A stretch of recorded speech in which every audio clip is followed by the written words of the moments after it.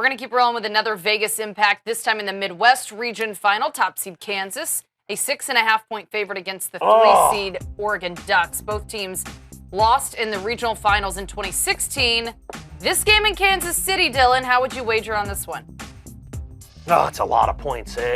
I love Kansas. Laura, you know, I've told everyone watching, Kansas is my pick to win it all. I've said that for the last several weeks before this tournament began. I think Kansas is going to win the game. It's a lot of points, but I'll take it. I'll take Kansas. I think the Jayhawks are too strong. Look at these last two wins. How much more convincing can you get than beating a team like Michigan State and Tom Izzo by 20 and then coming down and beating Purdue and Biggie Swanigan by 32. But does the location of the game impact your decision at all? It does. It's a home game for Kansas. You know, I mean, it's a long way from Eugene, Oregon for these Oregon fans to have to travel to support their Ducks. While you heard on Press Row after they won yesterday convincingly over Purdue, Frank Mason said it's great having these fans here. It's 35 minutes from campus. I did not know that. I've never been to the state of Kansas in my life, so I did not know how close Kansas City was to Lawrence, Kansas. They spoke about the proximity yesterday. They spoke about how much that home court advantage, the proverbial home court advantage that they have, fueled their play against Purdue.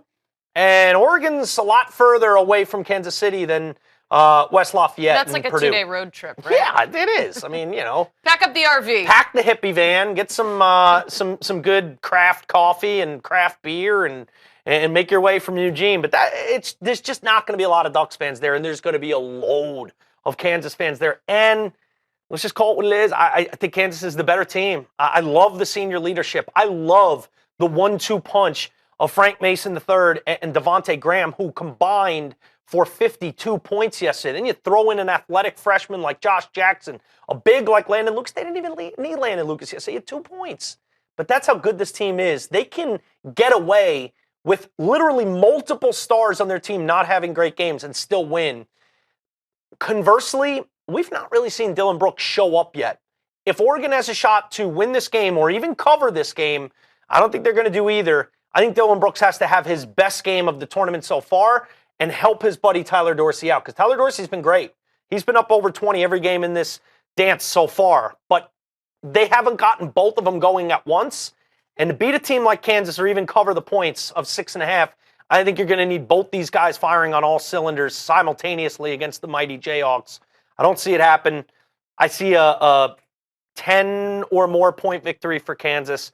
And even though I love Oregon, I think without Chris Boucher, it's the end of the line. This is it. The fat lady's going to sing, and it's no shame. It's nothing to hang your head about to lose to a team like Kansas. And maybe I'm wrong and they don't cover, but I would lay the points. I'd give the 6 and a hook and feel pretty confident about that, mainly because not just the senior leadership, not just the inside-outside play of Kansas, but that home court advantage, too. That if is the game a big is tight, factor, right? You've got everyone screaming for you guys when you're making a run, and that 4-0 run turns into a 12-0 run because of all that support of Jayhawks Nation there, feeling like it's Fog Allen Fieldhouse. That is going to be a huge advantage that I think would push me over the edge to having confidence enough, to being confident enough, I should say, to take Kansas laying the 6.5 points.